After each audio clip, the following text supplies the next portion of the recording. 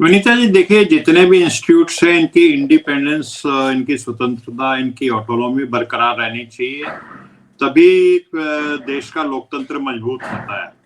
अगर ये सरकार के दबाव में काम करेंगे तो फिर लोकतंत्र कमजोर होगा, लोकतंत्र की जो जड़ें हैं, जो उसकी बुनियाद है, वो कमजोर होगी।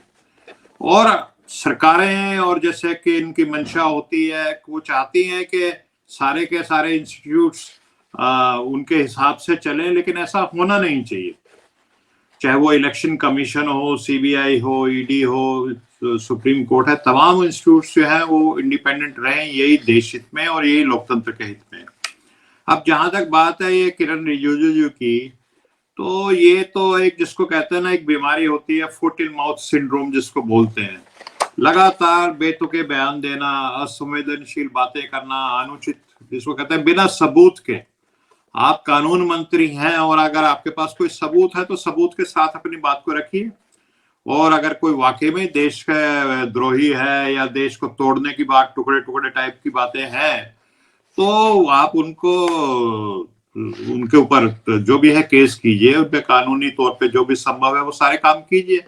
लेकिन लगातार सिर्फ बयानबाजी देना और कोई सबूत ना होना, बेबुनियाद पे देना, तो ये आप उस इंस्टीट्यूट्स की जो सैंक्टिटी है उसको एक तरह से समाप्त कर रहे हैं। और आज भी काफी हमारे देश में बहुत एक बड़ी तादाद लोगों की है जो जुडिशरी पे आज भी बहुत यकीन करती है, उसका ट्रस्ट बना हुआ है। तो ये ट्रस्ट बरकरार रहना चाहिए।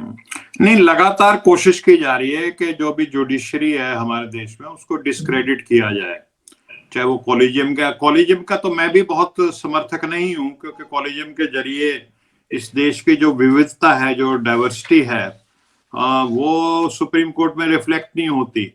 जो आदिवासी हैं, दलित हैं, ओबीसी हैं, महिला हैं, उनका रिप्रेजेंटेशन नहीं हो पा रहा, ये मैं भी मानता हूँ। पेंडेंसी को लेकर के भी बहुत सारी बातें हैं, लेकिन वो सारी जो उन बहानों को और उनकी आड़ में लगातार उनको कंप्लाइंट बनाने की कोशिश, उस पर पीछे ज्यादा नजर आती है। और जैसे अभी हमने कश्मीर और इस पे पंजाब के मसले पे भी सबने कहा कि कुछ चीजें होती हैं जो राजनीति से ऊपर रख के चलनी चाहिए, जिससे हमारे देश की जब बात आए या देश के लोकतंत्र की जब बात आए तो ये पैटी पॉलिटिक्स और ये सारी चीजें नहीं होनी चाहिए।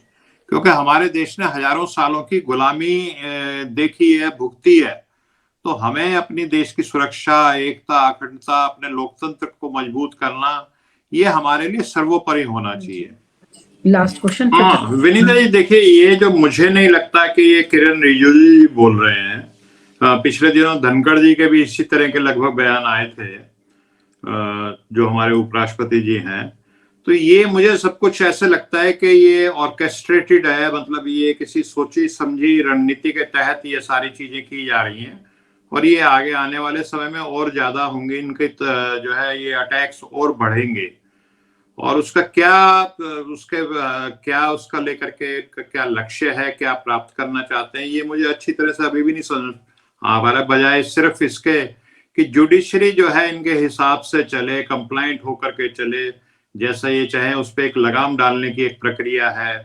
तो ब्यूरोक्रेसी तो एक तरह से ऑलमोस्ट सरेंडर कर चुकी है, मीडिया का एक बहुत बड़ा हिस्सा है जो कंप्लाइंट हो चुका है। तो ये एक इंस्टीट्यूट है जो स्ट्रांगली स्टैंड अप हो रहा है, तो उस पे कुछ प्रहार करने के इस तरह का प्रयास नजर आता है। जी विनीता जी।